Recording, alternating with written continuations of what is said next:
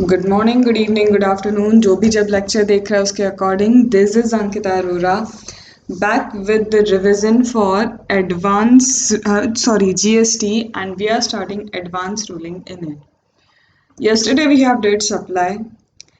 Yesterday I have also recorded return chapter, but due to some issues it was not uploaded, but you will find it today. See, about return chapter I want to say quality of that written chapter would be good on personal tutor, particularly for that chapter, written chapter. Due to my software was not working, तो study made easy पे जो return chapter है वो वही है, same है, but थोड़ा सा शायद आपको पिक्चर क्वालिटी सिर्फ एक इस वीडियो की, दैट इज रिटर्न चैप्टर की, हो सकता है आपको स्टडी मेड इजी पे इतना अच्छा ना मिल पाए जो आपको पर्सनल ट्यूटर पे उसी की पिक्चर क्वालिटी आपको एनहेंस होके मिल जाएगी। तो आई वुड रिक्वेस्ट वो आप क्या कर सकते हैं, पर्सनल ट्यूटर पे देख सकते हैं।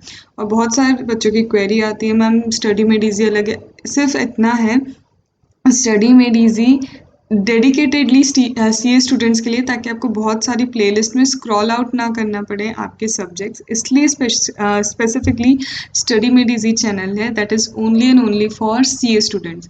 However if I talk about the personal tutor, सारे वीडियो सेम होते हैं, कोई चेंजेस नहीं है, but the thing is personal tutor is a concept जहाँ पे फर्स्ट सेकेंड थर्ड से लेके कॉलेज एमबीए केमिस्ट्री मैथ सब कुछ है वहाँ पे। तो वहाँ होता ये कि प्लेलिस्ट में आपको क्या है, इतनी सारी प्लेलिस्ट होती है कि कई बार आपको आपके वीडियोस इधर उधर ढूंढने पड़ते हैं। तो जस्ट यही डिफरेंस है study made easy and personal tutor में। ओके, चलो without wasting time we will start with the chapter that is advance ruling. Advance ruling का मतलब क्या है? एडवांस रूलिंग का मतलब है एडवांस में रूलिंग लेना, कुछ चीज़ होने से पहले भी ले सकते हैं। तो very precisely I have design this chapter, easily करा है, हम लोग इसे लर्न करते हैं, because it's not revision lecture, mine are learning lecture, revision नहीं, लर्निंग भी करना है, ठीक है। तो सबसे पहले हम आते हैं एडवांस रूलिंग। एडवांस रूलिंग कहाँ एप्लीकेबल है, किसको एप्लीकेबल है? तो अगर हम एडवांस रूलिंग की बात करें तो सबसे पहले तो हम ये समझते हैं कि एडवांस रूलिंग का मीनिंग क्या होता है। तो एडवांस रूलिंग का मीनिंग है डिसीजन। एडवांस रूलिंग का मीनिंग क्या है? डिसीजन लेना। डिसीजन कौन लेगा? डिसीजन अथॉरिटी या एपिलेट अथॉरिटी ने लिया। डिसीजन लेंगे अथॉरिटी या फिर एपिलेट अथॉरिटी। तो एडवांस रूलिंग में क्या होता है? Advance ruling is basically a decision that is taken by authority और appellate authority, and who will apply for this advance ruling? Applicant will apply for this advance ruling. Advance ruling means decision taken by authority or appellate authority. Authority or appellate authority, and application will be given by the applicant. Applicant खुद apply करेगा तभी advance ruling मिल सकती है। फिर detail में जाएंगे हम कि एप्लीकेंट कौन होता है, ये अथॉरिटीज़ वगैरह का कौन कौन है, ये किन चीज़ों पे रूलिंग दे सकते हैं। तो ये दो सेक्शंस दिए हैं, 97 subsection 2 and 100 subsection 1। 97 subsection 2, 100 subsection 1। 97 subsection 2 and 100 subsection 1, this are the two sections जिसमें हमें पता चलेगा कि रूलिंग किन चीज़ों पे आ सकती है, रूलिंग किन चीज़ों पे आ सकती है। तो सबसे पहले ये जब रूलिंग देगा तो क्या एप्लीकेबिलिटी क्या रहेगी? तो applicability have been given in section 103। तीन सेक्शंस यहाँ पे एडवांस रूलिंग में, 97 सबसेक्शन 2, 100 सबसेक्शन 1 एंड 103, ठीक है। अब आते हैं हम थोड़ा सा डिटेल में कि advance ruling is decision, right. Advance ruling decision है, कौन लेता है डिसीजन? अथॉरिटी और appellate authority, as we have just learned, authority या एपिलेट अथॉरिटी। अब बोलते हैं ये जो अथॉरिटी एपिलेट अथॉरिटी ये कंस्टिट्यूट होती है अंडर CGST और SGST और UTGST, और जो SGST UTGST में स्टेट वाइज कॉन्स्टिट्यूट हुई है, ये स्टेट वाइज कॉन्स्टिट्यूट होती है, तो ये सेम होती है CGST के लिए भी। Constituted under SGST, UTGST, मतलब ये स्टेट वाइज कॉन्स्टिट्यूट होती है, and will be same for CGST। Officer not below joint commissioner, इसमें जो कमिश्नर्स होंगे, ऑफिसर्स होंगे, इसमें जॉइंट कमिश्नर की बिलो रैंक वाले ऑफिसर्स नहीं आ सकते। यहाँ पे as I said this is state level authority, state wise यहाँ पे क्या है, ये एडवांस रूलिंग अथॉरिटी बनाई जाती है। इसका मतलब पर्टिकुलर स्टेट वाले लोग प्लेस ऑफ सप्लाई से रिलेटेड जजमेंट नहीं दे सकते, they can not take a decision on what place of supply related decision. जहाँ पे प्लेस ऑफ सप्लाई से रिलेटेड क्वेश्चन हो, ये जजमेंट नहीं दे सकते क्योंकि स्टेट वाइज है। तो स्टेट वाइज होने के कारण ये नहीं दे सकते, as it is constituted under SGST UT GST not central act. तो यहाँ तक तो हमें चीज़ें क्या हो गई, समझ में आ भी गई, हमें लर्न भी हो गई। सबसे पहले एक बार हम रिवाइज कर लेते हैं हमें क्या समझ में आ गया। तो सबसे पहले देखो, सबसे पहले डिसीजन है, राइट डिसीजन है। Just close your eyes and recall करो। डिसीजन है कौन लेता है, अपीलेट अथॉरिटी या अथॉरिटी। कंस्टिट्यूट कहाँ होती है, SGST या UT GST में, and it is same for CGST।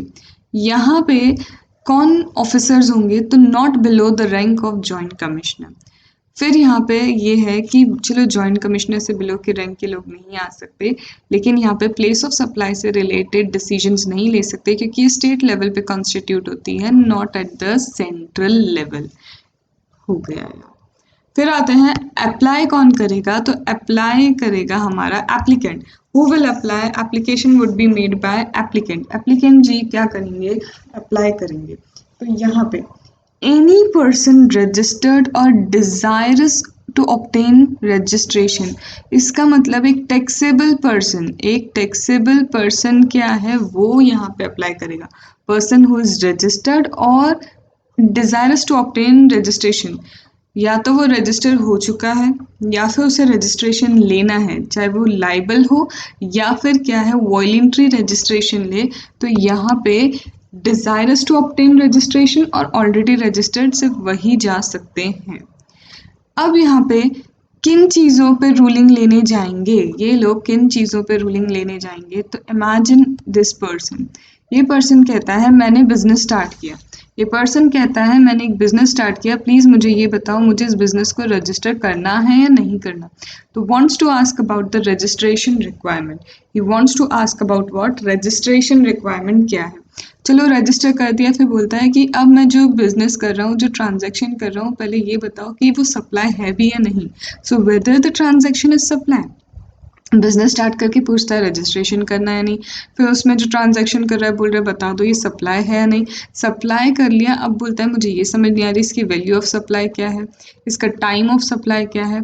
और चलो ये सब तो समझ में आई कि वैल्यू सप्लाई क्या है, टाइम ऑफ सप्लाई क्या है, टैक्स कितना पे करना है ये बता दो, टैक्स पे करने के बाद ITC मुझे कितना मिलेगा ये बता दो। मतलब वो सारी चीज़ें क्या बोल रहा है, वो ये बोल रहा है कि देखो सबसे पहले तो मैंने बिजनेस स्टार्ट किया, मुझे ये बताओ मेरी रजिस्ट्रेशन की रिक्वायरमेंट है या नहीं। तो whether required to get registered, transaction कर रहा हूँ, बोलता है मुझे ये बता दो सप्लाई है या नहीं, और सप्लाई में भी फिर इसको गुड्स में क्लासीफाई करूँ या सर्विस में क्लासीफाई करूँ, गुड्स में क्लासीफाई करूँ या फिर सर्विस में क्लासीफाई करूँ, वो भी उसको बता दिया। फिर बोलता है अच्छा ये भी बता दो कि कैसे डिटरमाइन करूँगा value of supply, time of supply, फिर मेरी टैक्स लाइबिलिटी कैसे क्या डिटरमाइन हो रही है, फिर ये बता दो ये मेरे को टैक्स भरने के बाद ITC कितना एडमिसिबल होगा। आप चेन समझ रहे हो, जो मैं आपको लॉजिकली वो क्वेश्चन ये सारे पॉइंट्स याद कराने की कोशिश कर रही हूँ कि एक बिजनेस में ये चेन चलती है, it is the chain in the business, and ये चेन जो बिजनेस में चलती है उसके वही क्वेश्चन आ रहे हैं। Determination of time of supply, determination of value of supply, liability of tax, admissibility of the ITC on tax paid और deem to have been paid, या फिर मुझ पे कोई नोटिफिकेशन तो एप्लीकेबल नहीं है। तो 97 सबसेक्शन 2, आंख बंद करते हैं। रजिस्ट्रेशन रिक्वायरमेंट, फिर ट्रांजैक्शन किया तो whether it is supply, classification of goods और service, determination of time of supply, value of supply, liability to pay tax, admissibility of the ITC on tax paid और deemed to be paid. Then last आता है हमारा notification, application, applicability of any notification. तो this are 97 subsection 2 के points, ठीक है। फिर आते हैं 100 सबसेक्शन 1, बोलता है supply of goods service undertaken और प्रपोज टू बी अंडरटेकन, ऐसे ट्रांजैक्शन जो हो चुके हैं या करने वाले हो, दोनों के लिए एडवांस में रूलिंग लेना क्या होता है, ट्रांजैक्शन करने से पहले भी रूलिंग ले सकते हैं। तो 97 subsection 2 and 100 subsection 1 good service जिनके ट्रांजैक्शन हो चुके हैं या फिर होने वाले हैं, आप इन पे रूलिंग ले सकते हैं। Now the question is about the applicability. Now the question about the applicability, section 103. This advance ruling is particularly applicable to the applicant or officer. Particular officer particular applicant पे बाउंडिंग है, जिसने इस case के लिए apply किया है सिर्फ उसके लिए जो रूलिंग आएगी वो उस पे बाइंडिंग है और किसी पे नहीं। इनफैक्ट सिमिलर ट्रांजेक्शन कोई और कर रहा है, सेम के सेम ट्रांजेक्शन्स कोई और कर रहा है, उस पर भी नहीं, जो एप्लीकेंट आएगा सिर्फ और सिर्फ उसके लिए ये बाइंडिंग होगी। It would be binding only and only to the applicant who has applied for advance ruling. It will be binding, कब तक बाइंडिंग होगी? Till law supporting rules not change. इस एडवांस रूलिंग को देने के लिए जो रूल्स बने हुए थे, जो लॉ था, वो जब तक चेंज नहीं होगा ये वाली एडवांस रूलिंग भी चेंज नहीं होगी, ये वैलिड रहेगी। सेक्शन 103 किसको बाइंड करता है? बाइंड करता है एप्लीकेंट ऑफिसर को। सिमिलर ट्रांजैक्शन अदर पर्सन कर रहे हैं, no, it is not applicable to them. फिर आगे बोलते हैं कि binding till law that supports this decision does not change. ठीक है, फिर अब बोलते हैं कि चलो ठीक है, कभी ऐसा हुआ हमें ऐसा लग रहा है कि आपने एडवांस रूलिंग गलत दे दी। भाई हम बोल रहे हैं कि कभी हमें ऐसा लगा कि एडवांस रूलिंग गलत हो गई, हमें किसे? खुद एप्लीकेंट को लग रहा है कि भाई एडवांस रूलिंग गलत हो गई है। क्या रेक्टिफिकेशन हो सकता है? क्या रेक्टिफिकेशन हो सकता है कि ऐसा लगे कि हाँ भैया गड़बड़ हुई है? तो यस, रेक्टिफिकेशन इज पॉसिबल। गड़बड़ के केस में क्या है, रेक्टिफिकेशन तब भी पॉसिबल है। तो उसके लिए आते हैं हम सेक्शन कौन सा? सेक्शन 102। सेक्शन 102 किसके लिए? Section 102 is about rectification. It is about rectification. Rectification कौन करेगा? अथॉरिटी ऑफ एडवांस रूलिंग या फिर appellate authority of advance ruling. Authority of advance ruling या फिर appellate authority of advance ruling. कितने टाइम में? टाइम है within 6 month from order. It is with in 6 month from order. जिस दिन advance ruling order हुई उससे 6 months के अंदर, within 6 months from the order, rectification pass हो जाएगा। कौन नोटिस कर सकता है कि गड़बड़ है? तो खुद अथॉरिटी, ऑफिसर या applicant. Suo motu authority, officer involve, ठीक है, हमारा जो ऑफिसर है, जीएसटी ऑफिसर, वो, या फिर एप्लीकेंट, इन तीनों में से कोई भी कर सकता है। तो जिन्होंने ruling the that is advance ruling authority, या फिर ऑफिसर जैसे हम डिपार्टमेंट बोल सकते हैं, या फिर खुद एप्लीकेंट देख सकता है within 6 month from the order. Order से 6 मंथ के अंदर रेक्टिफिकेशन हो जाना चाहिए। ऑर्डर से 6 मंथ के अंदर रेक्टिफिकेशन हो जाना चाहिए। अब तक कौन से सेक्शन कर लिए? 97 sub section 2 right, 100 subsection 1, section 103 that was binding. Now section 102 that is about rectification. Rectification within 6 months from the date of order. Within 6 months from the date of order. ठीक है। Section 104 ruling void। कब ruling ऐसा होगा कि void ही बांध दी गई? When the ruling is deemed to have been void, मान लिया जाएगा कि void है। तो ऑर्डर आपने ऑब्टेन किया, बिल्कुल अच्छी बात, आपने ऑर्डर ऑब्टेन किया, you have obtained an order, okay, you have obtained an order by fraud suppression of fact, by fraud suppression of fact, all the provision. अगर पता चल गया कि भैया ये जो रूलिंग आपने ऑब्टेन की है, ये रूलिंग ऑब्टेन की है by fraud suppression of fact, by fraud या सपरेशन ऑफ फैक्ट, तो ये मान लिया जाएगा रूलिंग क्या है? वॉइड एब इनिशियो। क्या मान लिया जाएगा? रूलिंग क्या है? वॉइड एब इनिशियो। रूलिंग वॉइड एब इनिशियो मान ली जाएगी। शुरू से ही रूलिंग गलत थी, ये मान लिया जाएगा। And all the provisions of the act apply, सारे के सारे प्रोविजन एक्ट के अप्लाई होंगे except period when ruling given. यहाँ पे क्या है? सबसे पहले all the provisions of the act apply, ऐसा मान लिया जाएगा। यस, बिल्कुल मान लिया जाएगा। सिर्फ उतने पीरियड को छोड़ा जाएगा, पीरियड व्हेन रूलिंग गिवन, जिस दिन रूलिंग दी और जिस दिन डिक्लेयर किया। रूलिंग देने से डिक्लेरेशन के बीच का जो टाइम है उसे छोड़ के, सिर्फ उसे छोड़ के ओवरऑल इसे क्या माना जाएगा? ओवरऑल माना जाएगा कि सारे प्रोविजंस अब आपको लगना स्टार्ट हो जाएंगे। तो अथॉरिटी ऑफ एडवांस रूलिंग देता कौन है? सबसे पहले ये डिसीजन है देने वाले अथॉरिटी ऑफ एडवांस रूलिंग या appellate authority of advance ruling है, जिसे कंस्टिट्यूट किया जाता है SGST UTGST में, और यही सेम होता है CGST के लिए, राइट। सेकेंड, यहाँ पे प्लेस ऑफ सप्लाई से रिलेटेड डिसीजन नहीं होंगे, जॉइंट कमिश्नर से बिलो रैंक वाले यहाँ पे नहीं हो सकते। अप्लाई करेगा एप्लीकेंट जो रजिस्टर्ड है या desirous to obtain the registration है। 97 सबसेक्शन 2 में बोलता है कि रजिस्ट्रेशन रिक्वायरमेंट पूछ सकते हैं, वेदर सप्लाई है या नहीं ट्रांजैक्शन, क्लासिफिकेशन इन गुड्स और service, determination of time of supply, value of supply, and हमारा आता है tax liability, then admissibility of ITC on the tax paid और डीम टू बी पेड, ठीक है। फिर आता है 100 सबसेक्शन 1, जिसमें ये बोला गया है कि वेदर प्रपोज ट्रांजेक्शन और ऑलरेडी जो ट्रांजेक्शन हो चुके हैं उन पर रूलिंग आएगी। 103 बोलता है बाइंडिंग होगा, किस पे बाइंडिंग होगा, on officer and applicant, other person having similar transaction it is not binding and binding till the law supporting the decision does not change। Rectification possible है चाहे एप्लीकेंट देखे, ऑफिसर देखे, या फिर किसके नोटिस में आता है, खुद अथॉरिटी के नोटिस में आता है, तो within 6 month from the order rectification हो जाएगा। एडवांस रूलिंग अथॉरिटी कर सकती है, appellate authority of advance ruling rectification कर सकता है। सेक्शन 103 जिसको बोलते हैं वॉइड एब इनिशियो, तो जैसे ही पता चला fraud separation of the fact से आपने रूलिंग ऑब्टेन की है, वो वॉइड एब इनिशियो मानी जाएंगी, और जिस दिन रूलिंग दी और जिस दिन डिक्लेयर किया कि ये वॉइड एब इनिशियो, उतने उसके बीच के पीरियड को छोड़ के आप पे सारे प्रोविजंस अब एप्लीकेबल होना स्टार्ट हो जाएंगे इसके एक्ट के, ठीक है। फिर इसके बाद आते हैं हम किस पे, इसके बाद आते हैं प्रोसीजर। प्रोसीजर कहाँ दिया है, सेक्शन 98। प्रोसीजर कहाँ दिया है, procedure have been given in section 98। Procedure दिया है कहाँ, सेक्शन 98 में। सेक्शन 98 बोलता है एप्लीकेंट अथॉरिटी ऑफ एप्लीकेंट क्या करेगा, एडवांस रूलिंग अथॉरिटी को अप्लाई करेगा। It send a copy of application to jurisdictional, अपने ज्यूरिसडिक्शनल ऑफिसर को भैया कॉपी भेजेगा कि मुझे एडवांस रूलिंग चाहिए, ठीक है। सुनो सॉरी गलत बोल दिया। सबसे पहले प्रोसीजर कहाँ दिया है, सेक्शन 98 में। प्रोसीजर कहाँ दिया है, सेक्शन 98 में। प्रोसीजर कहाँ दिया है, सेक्शन 98 में। एप्लीकेंट अप्लाई करेगा एडवांस रूलिंग के लिए। अब एडवांस रूलिंग क्या करेगी, इसके एप्लीकेशन की जो कॉपी है, एप्लीकेंट ने जो एप्लीकेशन दी है एडवांस रूलिंग, एप्लीकेंट के कॉपी, एप्लीकेशन की कॉपी किसको सेंड करेगी, ज्यूरिसडिक्शनल ऑफिसर को सेंड करेगी, और रेलिवेंट रिकॉर्ड्स जो भी चाहिए एडवांस रूलिंग को मंगवाएगी।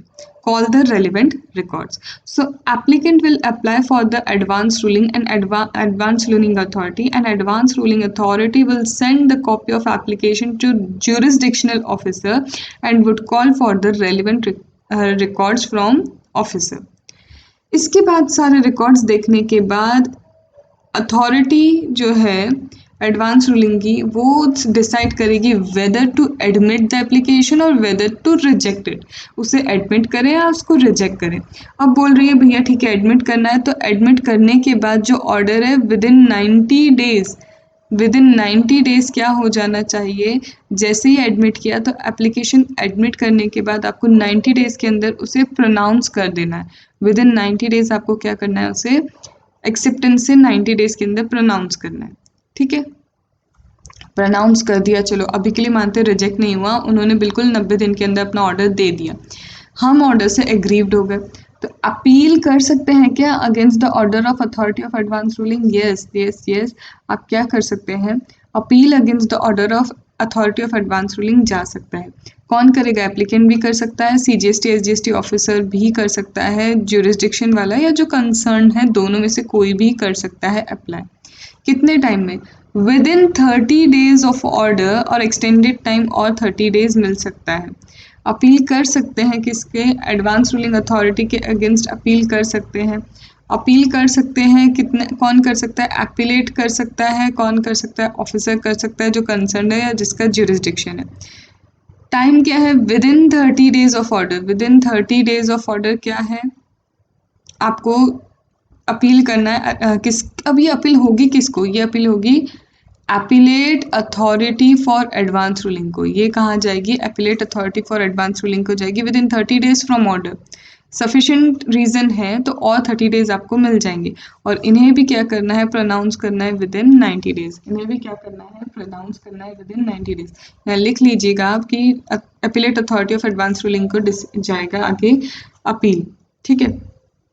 अब सपोज करो जब ये एडमिट किए, when they have admitted this कि हाँ चलो हम एडवांस रूलिंग देंगे, 90 डेज में दे हैव टू प्रोनाउंस, ये हमने देख लिया। और कहाँ जाना है अगेंस्ट में, इन्हें जाना है, कौन जा सकता है, कितना टाइम है और कितने में इसे भी प्रोनाउंस करना है, ये दिया है।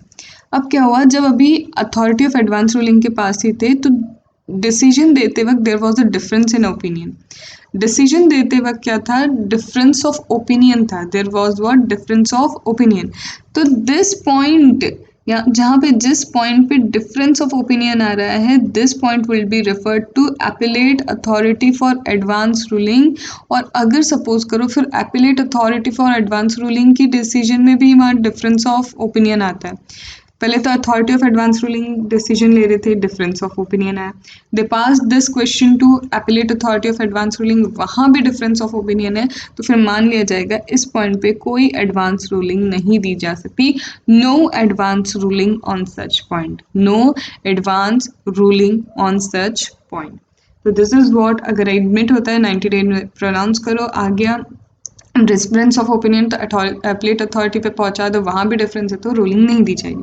सब कुछ सही रहा, लेकिन आगे क्या हुआ, डिसीजन दे दिया, डिसीजन से एग्रीव्ड हो गए। कौन एग्रीव्ड हुआ, या तो ऑफिसर, सीजीएसटी, एसजीएसटी, या फिर उसमें जो कंसर्न है, या फिर ज्यूरिसडिक्शनल, या फिर खुद एप्लीकेंट। तो वो कहाँ आगे जा सकता है, वो within 30 days of the order कहाँ जा सकता है, appellate authority of the advance ruling.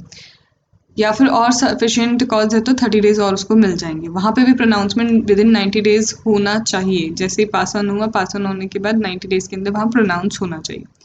अब ये नहीं हुआ, रिजेक्ट कर दिया, रिजेक्ट हो गया, एडमिट नहीं हुआ, यहाँ पे रिजेक्शन हो गया, तो रिजेक्शन स्पीकिंग ऑर्डर होना चाहिए।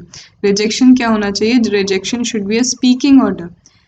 और कब रिजेक्ट कर सकते हैं, रिजेक्शन पहली चीज़ तो स्पीकिंग ऑर्डर होना चाहिए, ये चीज़ समझ में आया। लेकिन रिजेक्ट कर कब सकते हैं, तो बोलते हैं कि जिस जिस चीज़ का आप क्वेश्चन रेज कर रहे हैं वो ऑलरेडी पेंडिंग और डिसाइड किया हुआ है, या तो पेंडिंग है किसी प्रोसीडिंग में या डिसाइड हो चुका है किसी प्रोसीडिंग में, तो फिर उसके लिए आप एडवांस रूलिंग नहीं ले सकते। एडवांस रूलिंग तब ली जाती है जब बिल्कुल नया नवेला केस हो, कोई पेंडिंग नहीं चल रहा उसकी प्रोसीडिंग, या फिर क्या है वो ऑलरेडी डिसाइडेड नहीं है।